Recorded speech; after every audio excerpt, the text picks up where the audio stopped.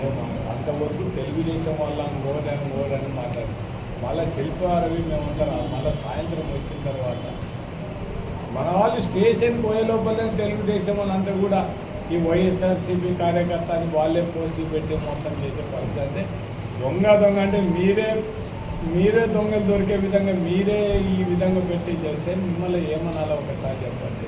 2023లోనే ఆ క్యాండిడేట్ మా పార్టీ వదిలిపెట్టిపోయి మీకు జనసేనకు సంబంధించిన పవన్ కళ్యాణ్ వాల్ పోస్ట్ మొత్తం బ్యానర్ వేసి ఎలక్షన్లు అయిపోయిన తర్వాత పరుకోడు కమ్మడి నుండి ఫోటో దిగినది మా వైఎస్ఆర్సీపీ తెలుగుదేశమా? మీరు ఒక్కసారి ఆలోచించండి. మీరు చేసిన తప్పు మీద మళ్ళా తప్పు డాక్టర్ సర్టిఫికేట్ చేస్తే దాంట్లో మీరు 9 సెప్టెంబరు 2026 అంటే మీరు మోసం చేస్తున్నారనేది డైరెక్ట్గా తెలిసిపోయే పరిస్థితి. ఒకటి ఏమంటే పాపం చంద్రబాబు నాయుడు కూడా ఈ రాష్ట్రంలో ఉండే పరిపాలన మీద ఇంట్రెస్ట్ ఉందో లేదో తెలియదు, కానీ పాపం దీని మీద మాట్లాడేంత టైం దొరికినందుకు మాత్రం చంద్రబాబు నాయుడు దగ్గర చెప్పాల్సిన అవసరం చేయాల్సిన పని ఈ ప్రజలకు ఇచ్చిన మీరు ఎలక్షన్లో చేసిన వాగ్దానాల గురించి మాట్లాడండి. ప్రతి ఒక్క మీటింగ్లో మేము సూపర్ 6 అన్నీ కూడా పూర్తి అమలు చేసినామని చెప్పే పరిస్థితి ఉంటే మీరు ఎంతమందికి నిరుద్యోగ వృత్తి ఇచ్చినారు, ఎంతమందికి స్త్రీ శక్తి కింద డబ్బులు ఇచ్చినారు ముందు అది చెప్పండి. మీరు అప్పుడు అన్నీ కూడా మీరు సూపర్ 6లన్నీ అమలు మేము చేసామని మేము కూడా ఒప్పుకున్నాం, కానీ అవన్నీ ఏం చేయకుండా మీరేదో మేము సూపర్ 6 అయిపోయింది మొత్తం అన్నీ చేసామని మాట్లాడితే ఎవరు మాట్లాడినని కూడా వాళ్ళకు 4 మందం అనే మాట్లాడే పరిస్థితులు ఉంటాయి. అంటే మీరు ఏం చెప్తే దాన్ని మేము సపోర్ట్ చేయాలని ఎవరు ఏం మాట్లాడకుండా పాపం నారా లోకేష్ బాబు పాపం ట్విట్టర్లో పెట్టడం జరిగింది. పాపం ఆయన అంత ఇంట్రెస్ట్ తీసుకొని పెట్టినందుకు కనీసం మీ పోలీసు వ్యవస్థ ఏ విధంగా పనిచేస్తుందో ఒక్కసారి ఆలోచించమని తెలుగుదేశం నాయకులకు విజ్ఞప్తి చంద్రబాబు నాయుడు గారికి లోకేష్ బాబు గారికి చెప్పడం జరిగింది. మీ వాళ్ళు ఇంత ఇన్సిడెంట్ జరిగి ఈ రాష్ట్రంలో ఉండే 2 రాష్ట్రాల్లో ఉండే తెలుగు ప్రజలు అంటే 2 రాష్ట్రాలు డెవలప్ చేసిన నాయకులు దివంగత నేత రాజశేఖర రెడ్డి గారు అటువంటి విగ్రహాన్ని తీసేస్తే దాన్ని తల తీసేస్తే దాని గురించి ఏం పట్టించుకొని పోలీసులు మాత్రం ముద్దాయిని అరెస్ట్ చేసినాం మేము ఇమ్మీడియట్గా 10 నిమిషాలకే కస్టడీ తీసుకున్నామని చెప్పి అటువంటి ముద్దాయికి వీళ్ళు బెయిలబుల్ సెక్షన్ వేసి కోర్టుకు పంపించి కోర్టు నుంచి వచ్చి మీరే బెయిల్ ఇవ్వాలనే పరిస్థితిలో పోలీసు వ్యవస్థ ఇంత ఉంటే మాత్రం అంటే మీకు నచ్చిన వాళ్ళ మీద ఊరికి ఎదురెందుకు మాట్లాడినా కూడా దానికి 307 పెట్టి కోర్టుకు పంపించిన పోలీసు వ్యవస్థ ఈరోజు ఈ విధంగా తయారైపోతే ఇంత మొత్తం నంద్యాల ప్రజలు ఉండే వైఎస్ఆర్సీపీ కార్యకర్తలు ప్రతి ఒక్క నాయకుడు కూడా బాధపడే పరిస్థితులు ఉంటే పోలీసులు ఈ విధంగా బెయిలబుల్ సెక్షన్ పెట్టి పంపేయడం ఎంతవరకు కరెక్ట్ అంటే ఇండైరెక్ట్గా తెలుగుదేశం వాళ్ళు మీరు పోలీసులు ఇటువంటి ఎంకరేజ్ చేస్తున్నారా? ఒక్కసారి మీరు అందరూ కూడా ఆలోచించమని నేను విజ్ఞప్తి చేస్తాను. దీని మామూలుగా ఏం లేకపోయినా కూడా పల్లెటూళ్ళల్లో తెలుగుదేశం వాళ్ళు చెప్తే ఇమ్మీడియట్గా 307 పెట్టే పరిస్థితి మీరు పోలీస్ వ్యవస్థ ఉంటే ఇటువంటి దాన్ని జరిగినప్పుడు కనీసం ప్రజల యొక్క మనోభావాలను కూడా గౌరవించకుండా ఎమ్మడే మొత్తం దానికి బెయిలబుల్ సెక్షన్ పెట్టి పంపించే పరిస్థితి అంటే పోలీస్ వ్యవస్థ ఏ విధంగా పనిచేస్తుంది మీరు ఆలోచించాలి. అది అయిపోయిన తర్వాతనే ఎమ్మడే ఆ నుంచి కోర్టు నుంచి వచ్చిన కోర్టు అంతకుముందు మీడియా మామూలుగా వీడియో పెట్టడం జరిగింది. ఆ వీడియోలో మాట్లాడే దాంట్లో కూడా ఏం అంత అవసరం ఏముంది? వీళ్ళు పెట్టించింది కాకుండా తెలుగుదేశం వాళ్ళు ఒకదాని మీద ఒకటి మాట్లాడి వాళ్ళే దొరికిపోయే విధంగా ఈ విధంగా చేస్తే తెలుగుదేశం అనుమానపడాల్సిన పరిస్థితి ఉంది.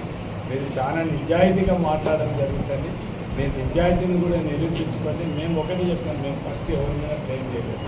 మీరు ఇవన్నీ చేసిన తర్వాత మీరే చేసినారని మేము కూడా గట్టిగా చెప్తాను. మీకు పోలీస్ వ్యవస్థను కోరేది ఒకటి, మీరు దీని మీద నిజానిజాలు తెలుసండి. దీని వెనుక ఒక మెంటల్గా బాగలేనోడు దాన్ని అంత పైకెక్కి దాన్ని పగలగొట్టే స్టేజ్ కానే కాదు. మీరు ఒకసారి ఆలోచించమని, దాంతోపాటు పోలీసు వ్యవస్థను ఆ ఉండే సీసీ కెమెరా అంత జరుగుతుంటే మార్కెటింగ్ చేసేదానికి ఎవరో ఒకరు ఉంటారు. వాళ్ళు ఎందుకు దాని మీద అబ్జర్వ్ చేయలేకపోయినారు? వచ్చి ఇమ్మీడియట్గా అదంతా ఆ పని చేయడానికి 20 నిమిషాలు పడితే వచ్చి ఏ పోలీసులను వచ్చి అడ్డపడింటే ఈ పరిస్థితి లేనేలేదు. మొత్తం 6:30 ఆ టైంలో మొత్తం ప్రజలందరూ కూడా తిరుగుతున్నారు.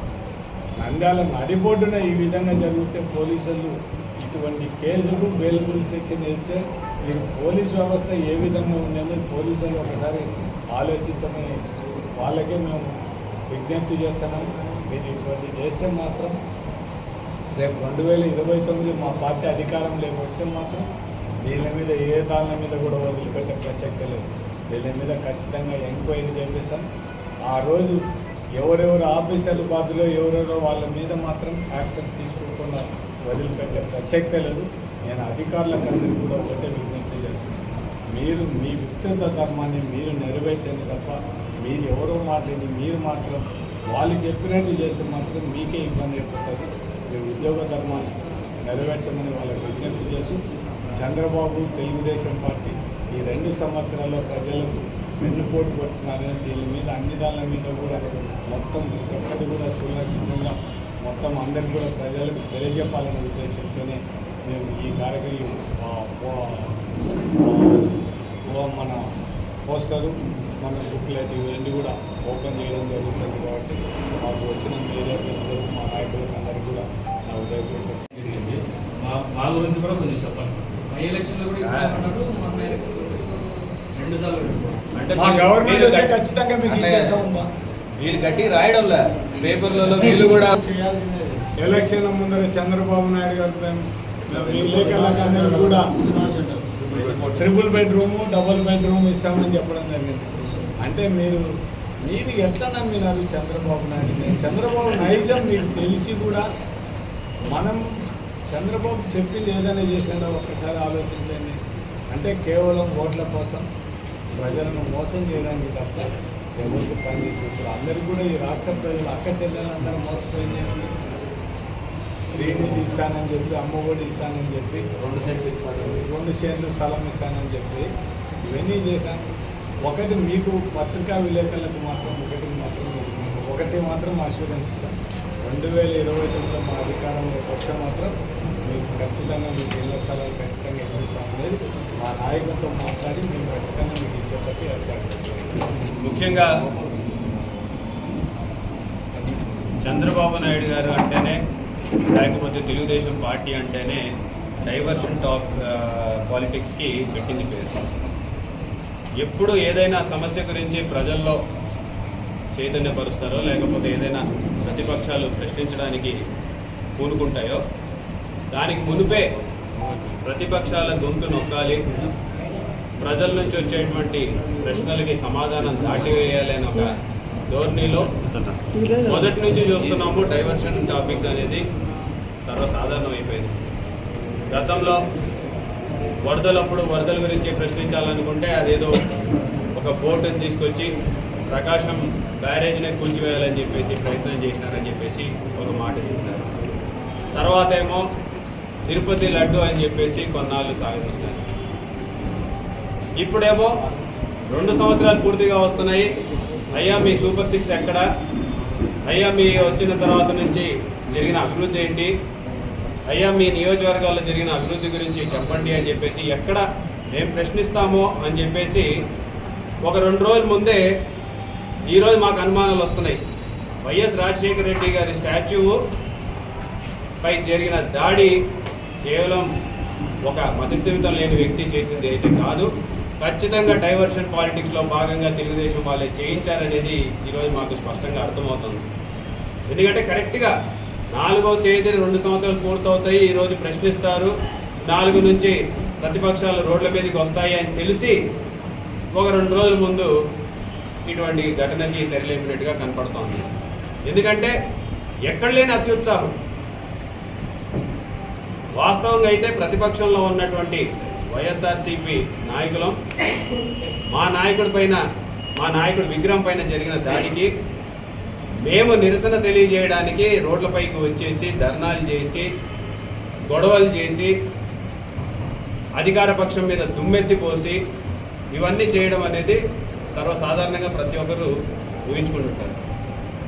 ఇక్కడ విచిత్రం ఏంటంటే మేము సమన్వయం పాటించి మా నాయకుడు ఆదేశాల అనుసారం వద్దు, ప్రతిదాన్ని రాజకీయం చేయకూడదు, నిజాలు తెలిసేంత వరకు ఓపికగా ఉండండి, నిజాలు తెలిసిన తర్వాత మాత్రమే మాట్లాడండి అని చెప్పేసి ఏదైతే సూచనల మేరకు మేము పోతూ ఉంటే మొదటి నుంచి అత్యుత్సాహం. ఎక్కడ లేనంత వేగవంతమైనటువంటి పోలీసులేమో 20 నిమిషాల పాటు విగ్రహంపై దాడి చేస్తున్నప్పుడు స్పందించినటువంటి పోలీసు వారు విచారణలో మాత్రం చాలా వేగవంతం. వాళ్ళకంటే ఇంకొక 2 అడుగులు తెలుగుదేశం పార్టీ నాయకులు ఇంకొక 2 అడుగులు ముందున్నారు. ఇప్పటికీ మాకు అర్థం కావడంలే. మా ఫోటోలు ఏవైతే ప్రచురింపజేసినారో ఆ ప్రచురింపజేసిన ఫోటోలు ఎప్పటివి, ఏ ప్రోగ్రాంకి సంబంధించినవి, ఎన్ని సంవత్సరాల క్రితం దిగినటువంటి ఇప్పటికి కూడా మాకే అర్థం కావడంలే. ఒక్కొక్కరు ఒక్కొక్క డేట్ చెప్పుకుంటూ ఉన్నారు. కానీ తెలుగుదేశం వాళ్ళకేమో 10 నిమిషాల్లోనే, అది కూడా వైఎస్ఆర్సీపీ మెయిన్ నాయకుడో లేకపోతే అందరికీ పాపులర్గా తెలిసినటువంటి ఫేస్ కాదు. ఎక్కడో వెనకల ఒక గజమాల వెనకల ఉన్నటువంటి వ్యక్తి ఒక ఫోటో తీసుకొచ్చి వైఎస్సీపీకి సంబంధించిన వ్యక్తి అని చెప్పేసి ఎందుకు అంత హడావిడి చేస్తున్నారో మాకు అర్థం కాదు. మేము ఎక్కడైనా మీ పై వేలు చూపించి ఫలానా పార్టీ వాళ్ళు చేసినారని ఎక్కడైనా చెప్పినామా? మేము చెప్పకముందే ఎందుకు మీరు భుజాలు తడుకుంటున్నారో మాకు ఇప్పటికి కూడా అర్థం కాని పరిస్థితి. ఎక్కడి నుంచి వచ్చినాయి మీకు ఆ ఫోటోలు అంటే రెడీగా ముందే పెట్టుకున్నారా? అంత స్పష్టంగా వీడియో ఎక్కడి నుంచి తీసినారు? వీడియో తీసేవాడు కనీసం ఆపాలన్న ఒక ఆలోచన కూడా రాలేదా? లేకపోతే కమాండ్ కంట్రోల్ రూమ్ ఒక కెమెరా, మీరు కమాండ్ కంట్రోల్ రూమ్కి వెళ్ళి ఈరోజు చూసినా సరే రాజశేఖర రెడ్డి గారి తలకాయ పై నుంచే కనపడుతూ ఉంటుంది. ఈరోజు కాదు, మీరు 2 టౌన్ స్టేషన్కి వెళ్ళి ఇప్పుడు చూసినా సరే దానిపైన ఉంది. అక్కడ ఒక అధికారి నిత్యము 24/7 వాచ్లో ఉంటారు. అటువంటి సమయంలో ఈరోజు విగ్రహంపై దాడి జరిగిందని చెప్పి తేలిగ్గా తీసుకోవచ్చు. నేను ఒకటే ప్రశ్నిస్తున్నా, విగ్రహం కాకుండా అక్కడ ఒక మనిషి ఉండింటే, ఒకరిపై దాడి జరిగి ఉండింటే, ఒకరిపై హత్యాయత్నం జరిగిందంటే పోలీసు వాళ్ళు ఇదే విధంగా స్పందించేవాళ్ళా అని చెప్పి అడుగుతాను.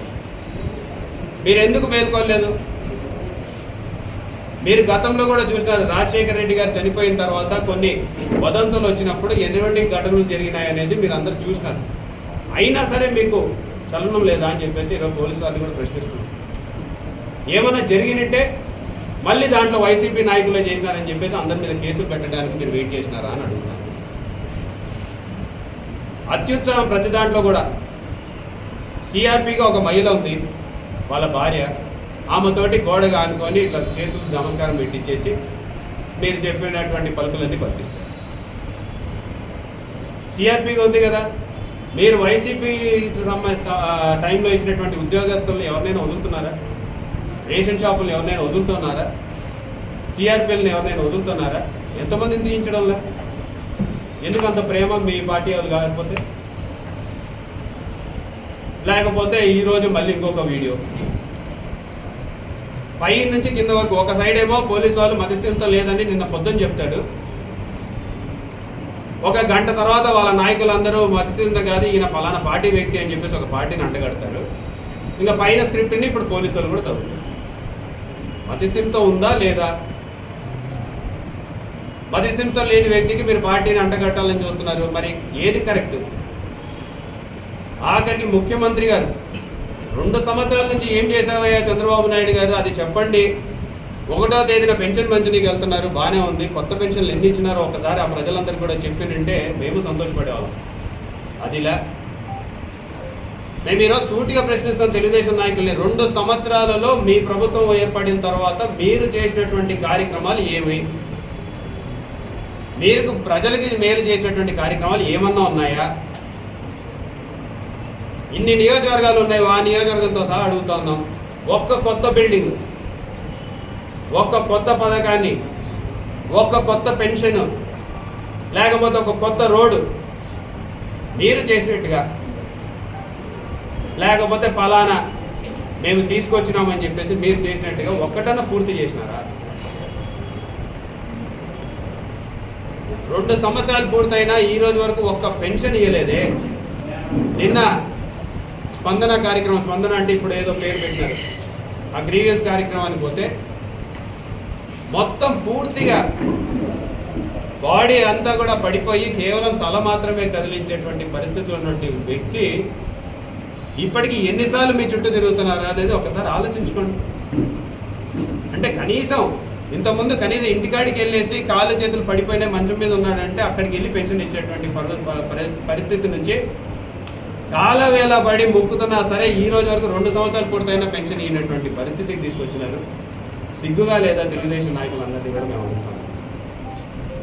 రైతులు బయటికి వచ్చేసి మాది కొనడం లేదు అయ్యా, మా స్లిప్పులు చూడండి, స్లిప్పులు తీసుకొని కూడా ఈరోజు మాది ధాన్యం కొనడం లేదు, లేకపోతే కొనడం లేదు అని చెప్పేసి వాళ్ళు వస్తే వాళ్ళని బయట మెట్ల మీద కూర్చోబెట్టి మేము కొనేదే లేదు, మాకు ఇచ్చినటువంటి కేంద్ర ప్రభుత్వం టార్గెట్ పూర్తి చేసినాం అంటే కేంద్ర ప్రభుత్వమే కాదు మేడం, రాష్ట్ర ప్రభుత్వం కూడా దయతలిచి రైతుల మీద దయతలిచి కొనొచ్చు కదా అని చెప్పేసి మార్కెట్ ద్వారా గత ప్రభుత్వంలో కొన్నారు కదా, మార్కెట్ ద్వారా ఈ రోజు కూడా స్టేట్ గవర్నమెంట్ బాధ్యత వహించి రైతుల్ని కొంచెం ఆదుకోవచ్చు కదా అంటే మాకు అటువంటి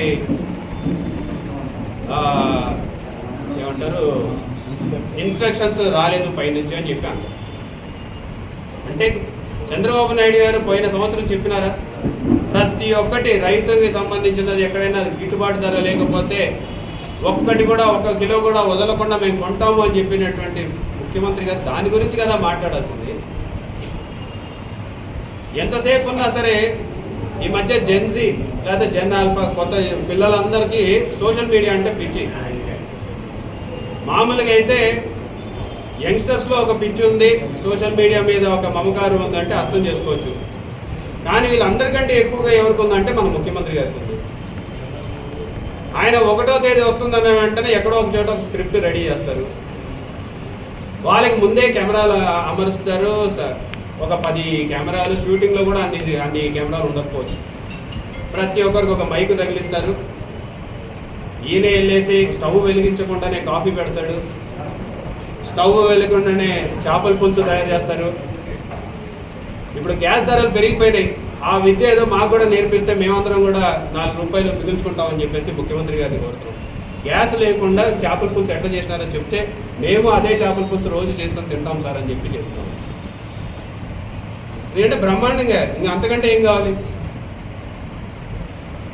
జగన్మోహన్ రెడ్డి గారి హయాంలో పెట్రోల్ ధరలు, డీజిల్ ధరలు అన్నీ పెంచి పడేసినాడు. నేను వచ్చిన వెంటనే తగ్గిస్తాను. పక్కనున్న కర్ణాటక రాష్ట్రంలో కాంగ్రెస్ ప్రభుత్వం 8 రూపాయలు తక్కువ, పక్కనున్నటువంటి తమిళనాడు 10 రూపాయలు తక్కువ. కూటమి ప్రభుత్వం బీజేపీ అధికారం ఉన్నటువంటి ప్రభుత్వాల్లో భాగస్వాములైనటువంటి మన ప్రభుత్వంలో దేశంలోనే అత్యధికమైనటువంటి పెట్రోల్ డీజిల్ ధర. ఇంకా గతంలో నేను వచ్చిన వెంటనే తగ్గిస్తా అన్నారు, ఎందుకు తగ్గించలేకపోతున్నారు చంద్రబాబు నాయుడు గారు? దీని గురించి కదా మీరు మాట్లాడాల్సింది, దీని గురించి కదా మీరు ప్రజలకి సమాధానం చెప్పాల్సింది. సాక్షి పేపర్లో ఏం వస్తే ఏం రాయకపోతే మీకేంది నాకు అర్థం కావడంలా. మీరు ప్రజలకి మిమ్మల్ని ఎందుకున్నదే సూపర్ 6 అమలు చేస్తారని చెప్పి మీరు చెప్పిన మాటని నమ్మకంతో పెద్ద ఆయన ఆఖరి టైమో లేకపోతే ఇంకొకసారి ఆయన మాట చెప్తున్నాడు ఈసారి చేస్తాడేమో అని చెప్పేసి ఆ ప్రజలు వేసినారు. వేసిన తర్వాత వాళ్ళకి కదా మీరు సమాధానం చెప్పాల్సింది. ఈరోజు మేము అడుగుతా ఉన్నాం, ఒక్క మీటింగ్లో అయినా సరే, ఇప్పటిదాకా మీరు పెట్టినటువంటి ఒక్క ప్రెస్ మీట్లో అయినా సరే ప్రజల తరపున మాట్లాడినట్టు కానీ రాష్ట్రం తరపున మాట్లాడినట్టు కానీ ఎక్కడైనా ఉందా?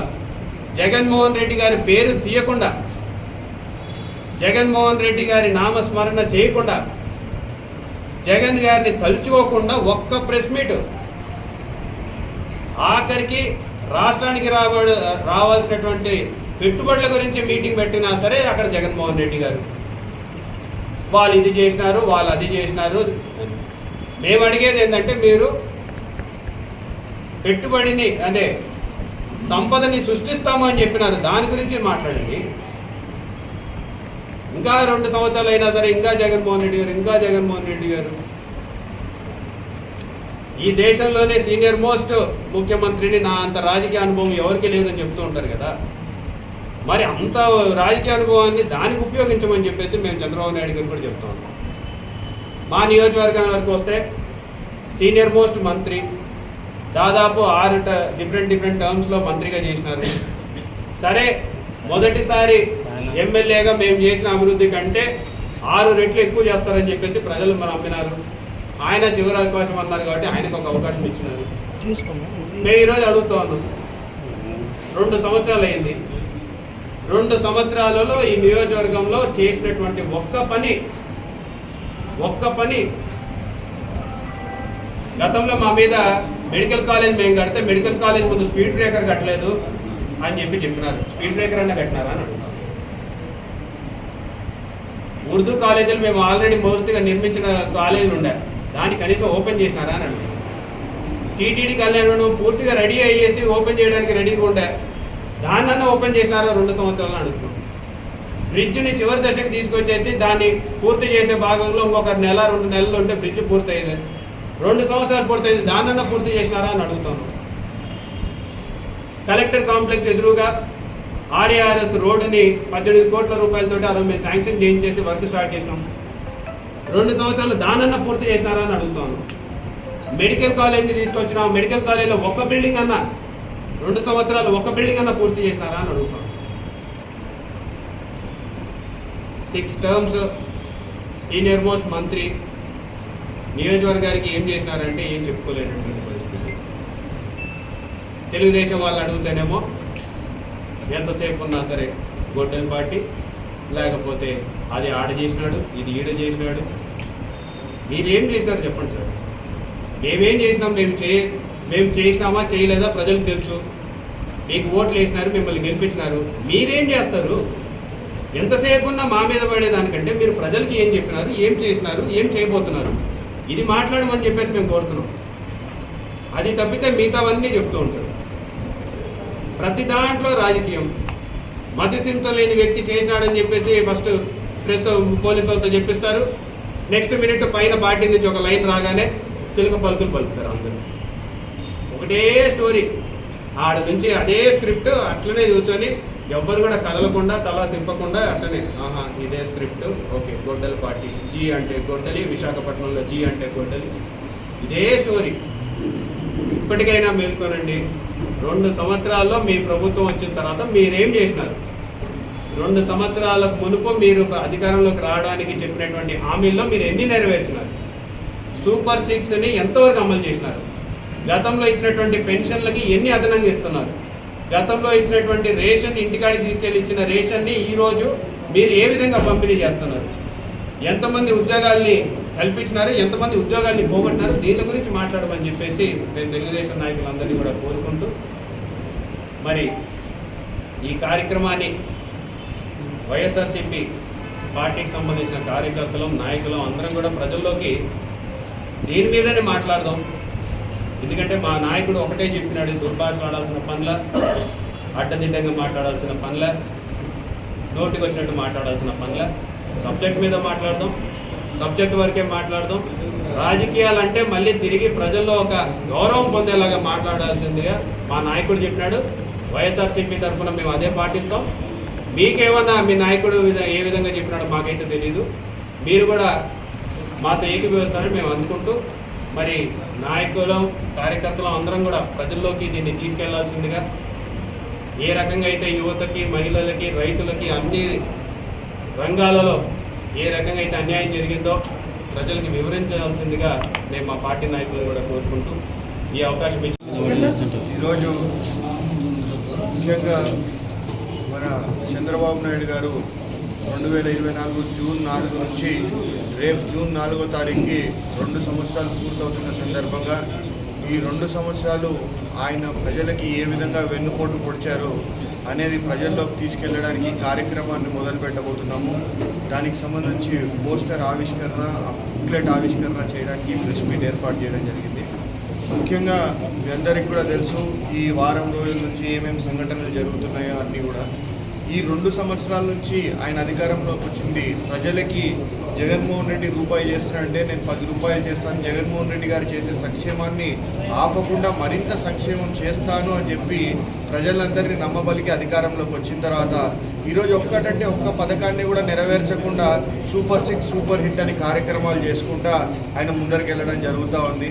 ఎప్పుడు డైవర్షన్ పాలిటిక్స్ చేయడంలో దిట్ట చంద్రబాబు నాయుడు.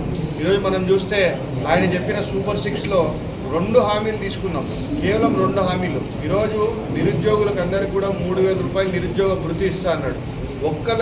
ఈ రాష్ట్రంలో ఒక్క పిల్లోడిని చూపించండి 3,000 నిరుద్యోగ భృతి వచ్చినోడి. అదేవిధంగా మహిళలందరికీ నెలకి 1,500 రూపాయలు ఇస్తా అన్నాడు. ఒక్క మహిళను చూపించండి 1,500 వచ్చిన వాళ్ళని. ఈరోజు ఇట్లా 6 సూపర్ 6లో 6 పథకాలు 6ని కూడా ప్రజల్ని మోసం చేయడం జరిగింది. ప్రతి ఒక్క వర్గాన్ని, ఈరోజు రైతుల్ని, ఉద్యోగస్తుల్ని, నిన్న చూస్తే నిరుద్యోగస్తుల్ని, విద్యార్థులని, మహిళల్ని, ప్రతి ఒక్కరిని మోసం చేశాడు. ఇప్పుడు ఇక్కడే చెప్తున్నారు పత్రికా విలేకరుల సోదరులు కూడా, మమ్మల్ని కూడా మోసం చేయడం జరిగింది సార్. 3 బెడ్రూమ్ ఫ్లాట్లు ఇస్తామని శ్రీనివాస్ సెంటర్ సాక్షిగా చెప్పాడు ఎలక్షన్లు అయిపోగానే. ఇప్పటికి 2 సంవత్సరాలు అయింది. ఎక్కడ రాసినా, ఏ పేపర్లో రాసినా, ఎవరిని అడిగినా ఇప్పటికి కూడా స్పందన కరువు అయింది అని.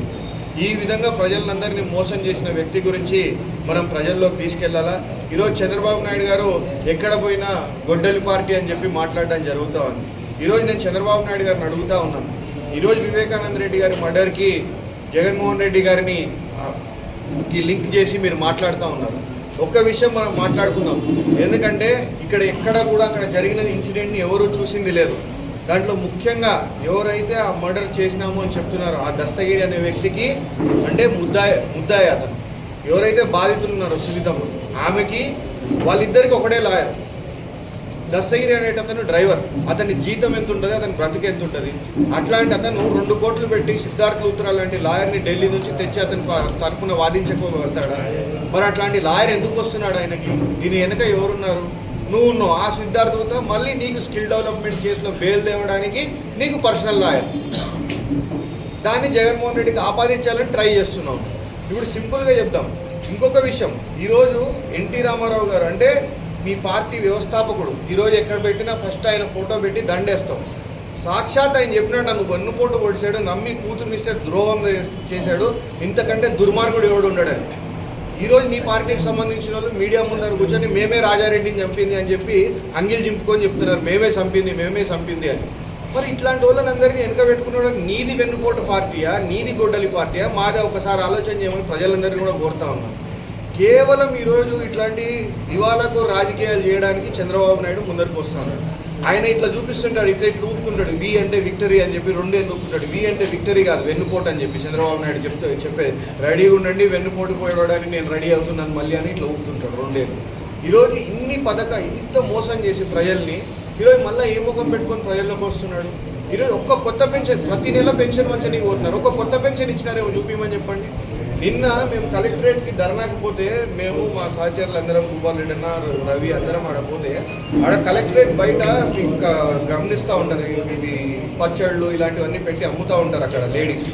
అక్కడ ఉన్న ఒక లేడీ వచ్చేసి నన్ను అడుగుతుంది, సార్ మా భర్తకి కళ్ళు కనపడడం లేదు, పెన్షన్ కోసం అప్లై చేసినాము, 2 సంవత్సరాలు అవుతుంది సార్, మాకు పెన్షన్ రావడం. ఆమె ప్రతి సోమవారం ఆ గ్రీవెన్స్ డే రోజు అక్కడే కౌంటర్ పెట్టుకుని అక్కడే ఉంటుంది. అమ్మ మరి నువ్వు ఇక్కడే ఉంటావు కదా, కలెక్టర్కి ఇవ్వలేదా అంటే, ఇప్పటికి 2 సంవత్సరాలు అయింది సార్, లోపల ఇవ్వడం, బయటికి రావడం, కొత్త పెన్షన్ రాలేదు, వాళ్ళు సమాధానం చెప్పడం చెప్తే జరగదు. ఇలా ఉంది పరిస్థితి. సాక్షాత్ మీ కళ్ళ ముందర రోజు పొద్దున్న లేస్తే ప్రతి సోమవారం మీరు నిర్వహించే గ్రీవెన్స్ సెల్ బయట ఉండేటోళ్ళకే మీరు న్యాయం చేయలేకపోతున్నారు. పెద్ద మాటలన్నీ మాట్లాడతారు. ఈరోజు ఇసుక, మట్టి, ఏవి చికెన్ ఏది దొరికితే దేవస్థానాలు లేదు, ఇంకోటి లేదు, అడ్డగోలుగా దోచుకుంటున్నారు. అభివృద్ధి అనేది లేదు. ఈరోజు నిన్న రాజశేఖర రెడ్డి సార్ గారు విగ్రహం విరగొడితే, ఇక్కడ ఒక మతిస్థిమితం లేని వ్యక్తి అని 6:30కి విగ్రహం విరగొడతారు, 6:45కి వీడియో బయటకు వస్తుంది, 6:50కి అతనికి మతిస్థిమితం లేదన్న ఒక సర్టిఫికేట్ బయటకు వస్తుంది, 6:52కి రవీణతో దిగిన ఫోటో బయటకు వస్తుంది. అంటే ఇది ప్లాన్డా అన్ప్లాన్డా చెప్పండి. దీని మీద మేము ఎక్కడ మాట్లాడలేదు, మా పార్టీకి సంబంధించి కానీ ఇంకొకరు కానీ పోలీసు వాళ్ళు ఏం చెప్తారో చూద్దామని వెయిట్ చేస్తుంటే, అంతలోపల ఇతను వైసీపీకి సంబంధించినోడు, ఇతను వాళ్ళకి సంబంధించినోడు, అతనికి మతిస్థిమితం లేదు అని మీరే సర్టిఫికేట్ చూపించిన తర్వాత ఇంకా ఏ పార్టీకి ఎందుకు ఆపాదిస్తున్నారు దాన్ని? అంటే మీకు మతిస్థిమితం లేదా మీరు మాట్లాడుతున్నారంటే? మళ్ళీ ఆయన 2023లో జనసేన ఇది పోస్టర్ వేసుకున్నాడు, 2024 ఇక్కడ మంత్రి గారి కొడుకుతో పోయి ఫోటోలు దిగాడు, అవన్నీ కూడా చూపిస్తున్నాం కదా. ఎందుకు దాని మీద కూడా రాజకీయం? అతనికి మతిస్థిమితం లేదని మీరే సర్టిఫికేట్ చూపిస్తున్నారు. మతిస్థిమితం లేని వ్యక్తిని కూడా ఉపయోగించుకొని మీరు రాజకీయం చేయాలని ప్రయత్నం చేస్తున్నారంటే మీకు మతి తప్పింది. ముందు మిమ్మల్ని చూపించాలి ఏదైనా హాస్పిటల్లో తీసుకెళ్ళి. కాబట్టి ఖచ్చితంగా ప్రజల్లోకి మనమందరం కూడా వైఎస్ఆర్సీపీ కార్యకర్తలందరూ కూడా ఈ చంద్రబాబు వెన్నుపోటుకి 2 ఏళ్ళు కాదు 30 ఏళ్ళు అయింది. 96లో ఎన్టీ రామారావు పొడిచాడు, 2024లో ఆంధ్ర ప్రజలకు మళ్ళా పొడిచాడు. కాబట్టి ఈ 2 ఏళ్ళ వెన్నుపోటుకి 2 ఏళ్ళు అనే కార్యక్రమాన్ని ప్రతి గ్రామంలో 4వ తారీఖున మండల స్థాయిలో 12వ తారీఖున కాన్స్టిట్యున్సీ లెవెల్లో అందరూ కూడా విజయవంతం చేయాలా. ప్రజల్లోకి మనమే అబద్ధాలు చెప్పడం లేదు. వాళ్ళలాగా ఏదైతే మోసాలు చేశాడో చంద్రబాబు నాయుడు, ఏదైతే వెన్నుపోటు పొడిచాడో అది ప్రజల్లోకి మనం ఆఖరి కింది స్థాయి వరకు తీసుకెళ్లాలని చెప్పి వాళ్ళలో చైతన్యం తీసుకురావాలని చెప్పేసి కోరుతా ఉన్నాను.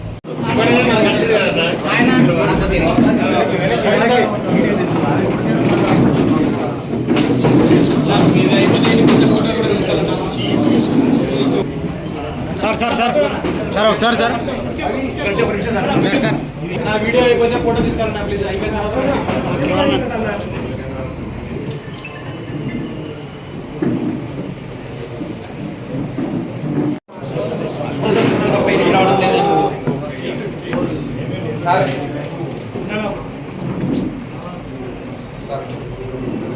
అన్న స్టాండ్ పక్కన అసలు